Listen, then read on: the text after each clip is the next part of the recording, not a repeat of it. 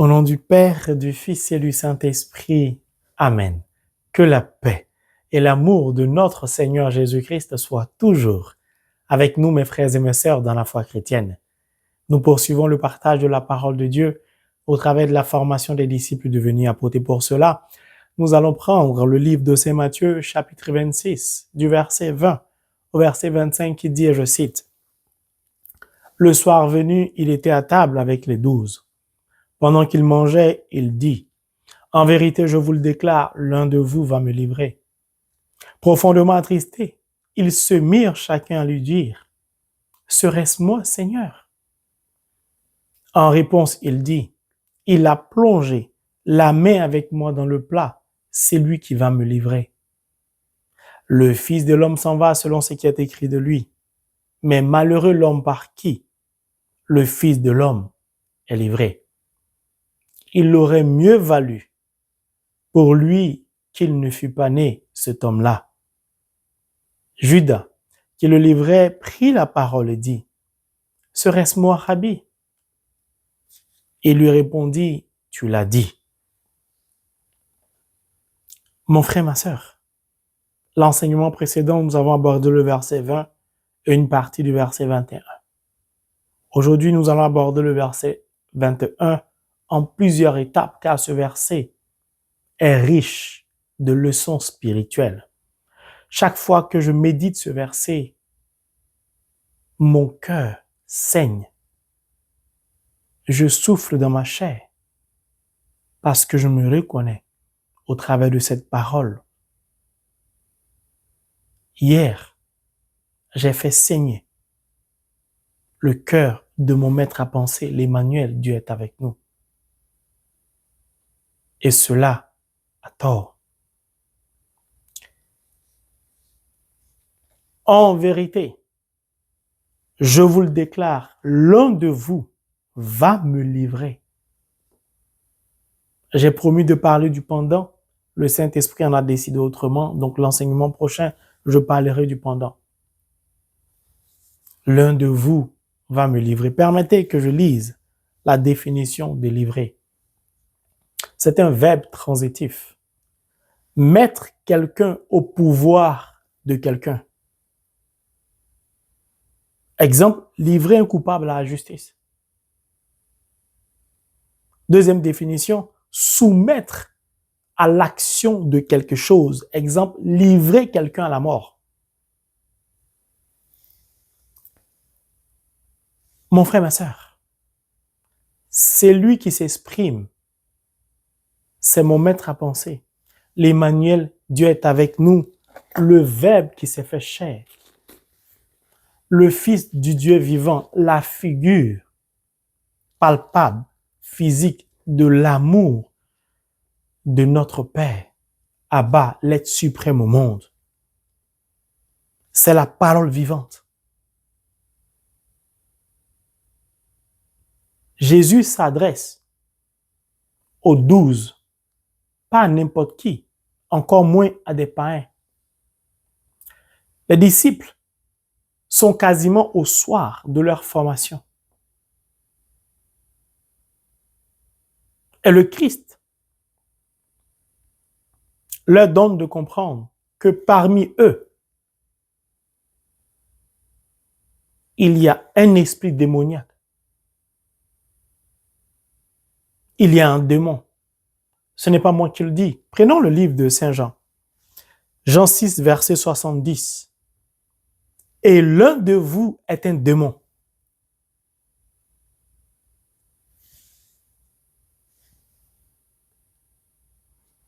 Alors, nous devons nous poser des questions. Parmi les 12, qui peut être ce démon? On parlera de lui plus tard. Comment? Au cœur de la communauté chrétienne. Car les 12 sont le pilier de la communauté chrétienne. Les 12 ont été à la même faculté, ont suivi le même maître, ont été tous enseignés de la même manière. Ce sont donc des chrétiens.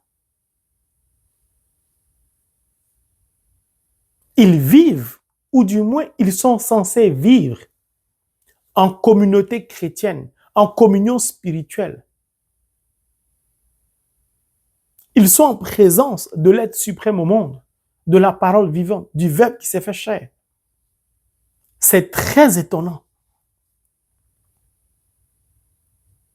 Mais ce n'est pas impossible. Car le Seigneur s'adresse ainsi à l'Église, à la communauté chrétienne. Au travers des disciples, c'est à nous qu'il parle. L'un de vous va me livrer, va me soumettre au pouvoir de quelqu'un, va me soumettre à la mort. Qu'ai-je fait? J'ai passé 3 années tout au long de ce ministère, de mon ministère, à vous former, à vous éduquer spirituellement, à vous préparer à être des apôtres. Je vous ai enseigné l'amour. Ce que je vous ai enseigné ne vient pas de moi, mais du Père. Vous m'avez suivi. Vous m'avez dit oui. Lorsque je vous ai appelé, lorsque je vous ai choisi, personne ne s'est opposé. Nous avons mangé ensemble. Nous avons tout fait ensemble. J'ai partagé tout avec vous. Je vous ai ouvert mon cœur. Je vous ai révélé qui je suis. J'ai été transparent avec vous. En aucun moment, l'hypocrisie m'a habité. J'ai partagé avec vous ce que j'ai reçu du Père. Et pourtant, parmi vous, l'un de vous va me livrer. Mon frère, ma sœur, ça fait mal. Parce que l'un de vous, c'est peut-être le frange Marie. C'est peut-être toi. C'est peut-être l'autre. Ce sont les 12. Cette personne, ce démon qui va livrer Jésus-Christ.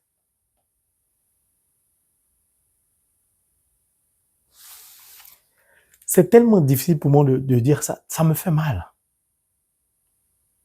Mon frère, ma sœur, la leçon est profonde. Les disciples, les 12, ils ont vécu ensemble avec un démon au milieu d'eux. Et ce démon a l'audace de planifier, de livrer le Christ. Qui est le Christ? Il n'est pas seulement le Verbe qui s'est fait chair. Il n'est pas seulement le Fils du Dieu vivant. Il n'est pas seulement Dieu, mais il est la tête du corps qu'est l'Église. Nous en sommes les membres. Les membres, ce sont les 12. Comment les membres peuvent livrer la tête de l'Église? Comment l'un des membres peut oser vouloir planifier, réaliser son projet en livrant la tête du corps qu'est l'Église?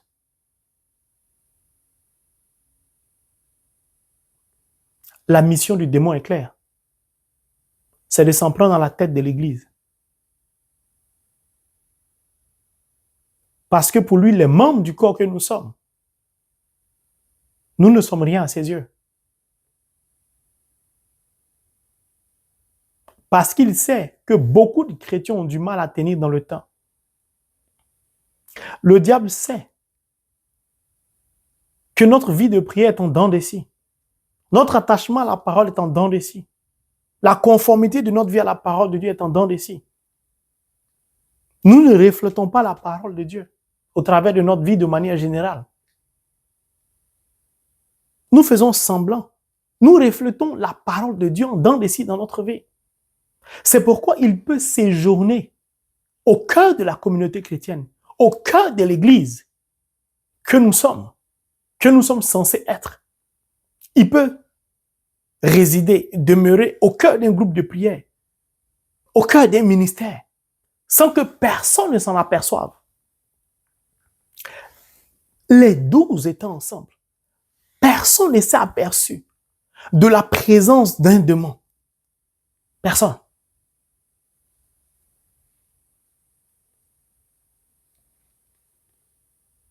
Dans certaines versions,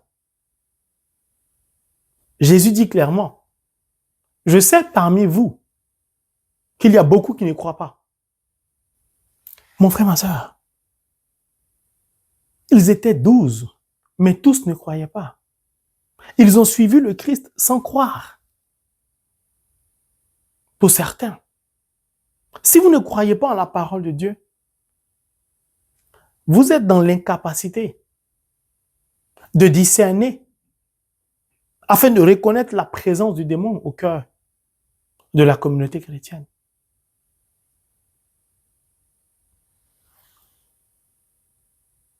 Jésus le dit clairement. Quelqu'un m'a vendu.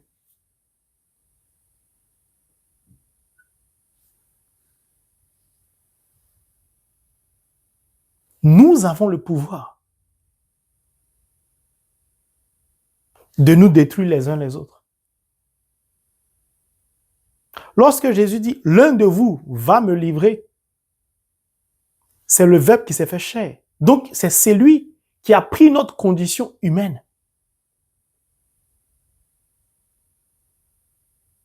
Donc, son semblable s'apprête à le livrer.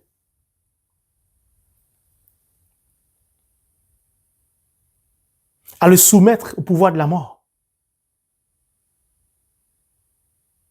Sans gêne. Ça veut dire que cette personne a vécu au cœur de la communauté chrétienne dans l'hypocrisie totale. Cette personne s'est camouflée en ange de lumière.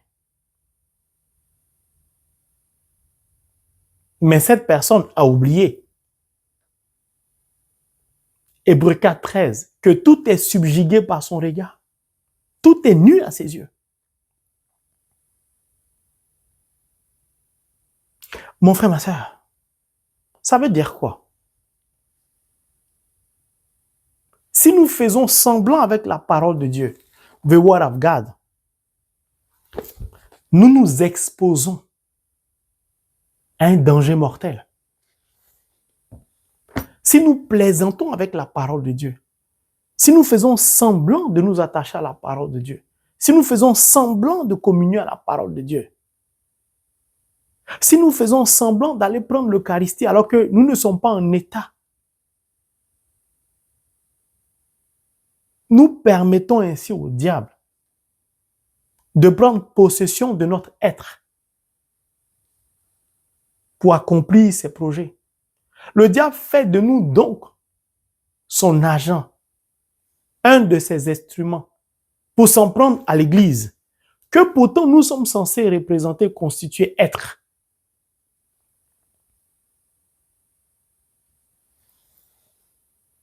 Pendant qu'il mangeait, il dit en vérité, je vous le déclare, l'un de vous va me livrer.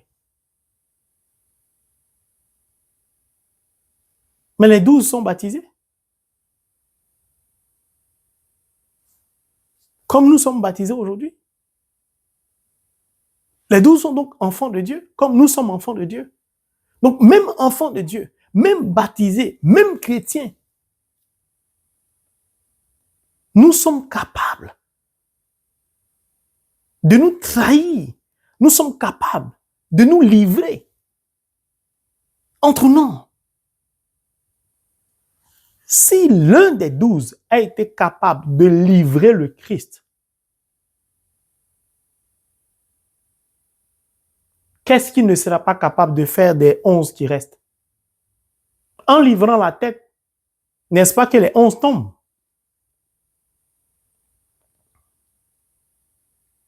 chrétiens que nous sommes, chaque fois que nous baignons dans la corruption, dans l'injustice, dans l'impudicité, dans la bagouille, l'égoïsme, la jalousie, l'avarice, le refus de partager, l'hypocrisie, lorsque nous faisons semblant d'aimer notre prochain, et j'en passe, lorsque nous partons chez les voyants, chez les médiums, baptisés que nous sommes, nous livrons le Christ à la merci du diable. Celui qui mange ma chair et boit mon sang demeure en moi et moi en lui, Jean 6. Celui qui communie à ma parole, celui qui accueille ma parole en lui, mais qui n'y croit pas,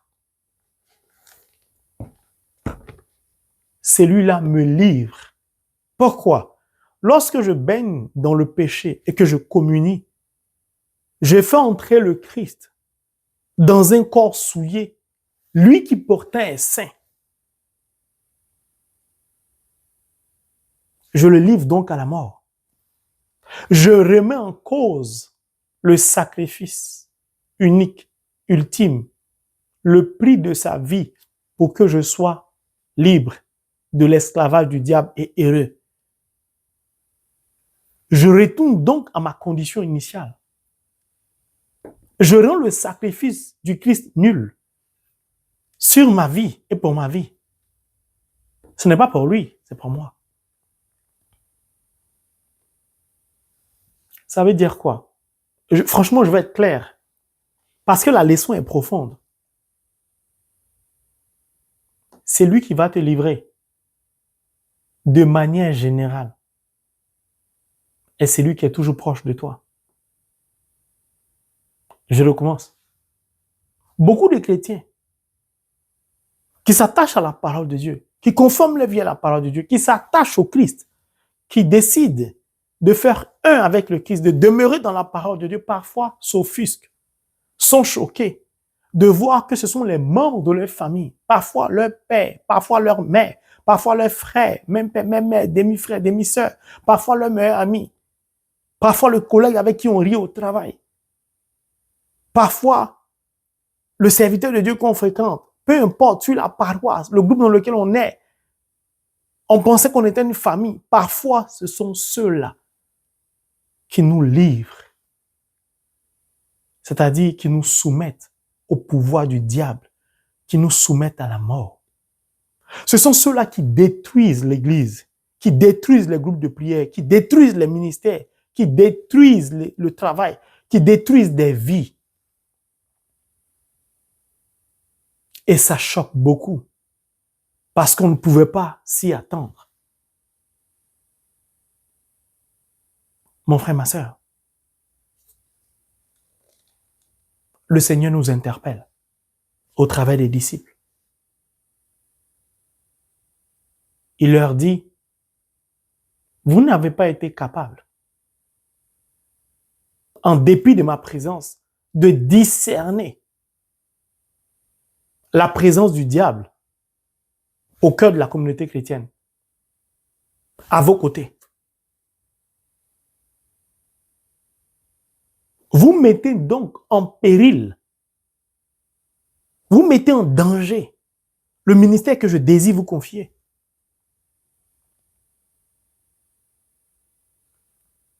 Mon frère, ma sœur, je voudrais t'inviter à méditer. Il s'adresse aux 12. Ceux qui sont censés nous porter l'évangile. Ceux qui demain, au soir de sa mort et de sa résurrection, seront témoins de lui, de la parole.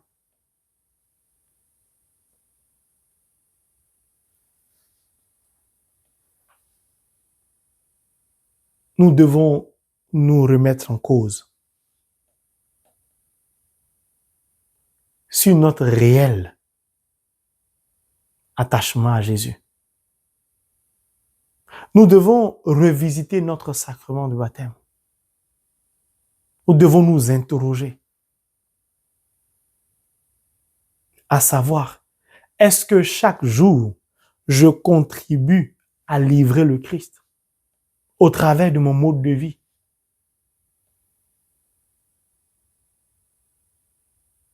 Mon frère, ma sœur, je voudrais m'arrêter là pour cette première partie. Parce que je bouillonne en moi de souffrance, de douleur. Un des disciples a livré l'être suprême au monde. Comment a-t-il pu penser cela?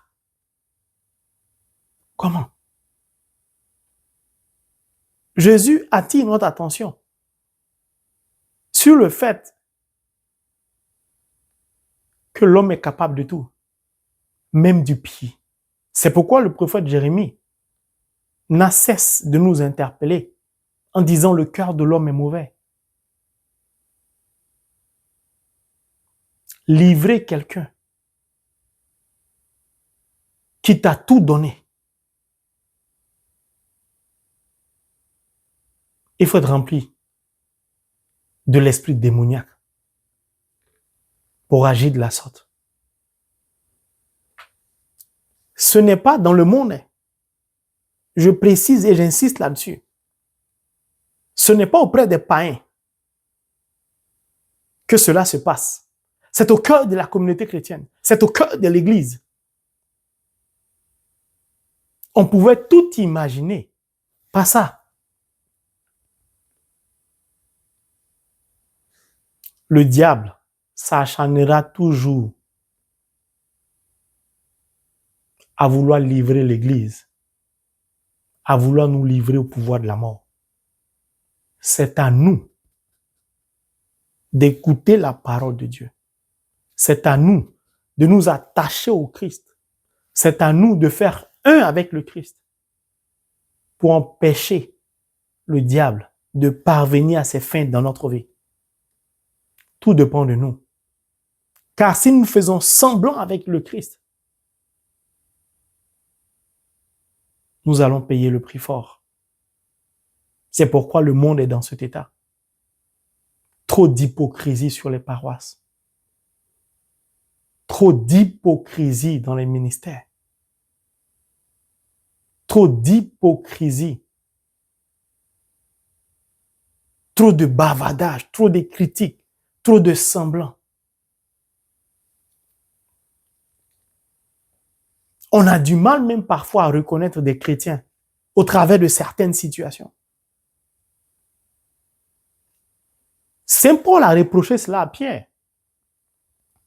Il dit, tu es juif. Si tu te comportes comme ça, comment les autres vont se convertir? Arrête de faire semblant. Arrête ton hypocrisie. Saint Paul a eu le courage de dire à Pierre cela. Pourtant, c'est à Pierre à qui on a remis les clés de l'Église. Mon frère, ma sœur, n'ayons pas peur de dénoncer, pas notre prochain, mais les actions du diable. Beaucoup de chrétiens observent d'autres chrétiens se comporter de manière démoniaque. Comme celui qui s'apprête à livrer le Christ. Et regarde sans rien dire. Que Dieu nous donne rempli de son Esprit Saint. De pouvoir nous attacher à la parole de Dieu. Non pas du bout des lèvres, mais du fond de notre cœur. Pour que de par notre vie, jamais nous puissions livrer le Christ. Comme l'un des disciples s'apprête à le faire. In the name of Jesus Christ. Amen.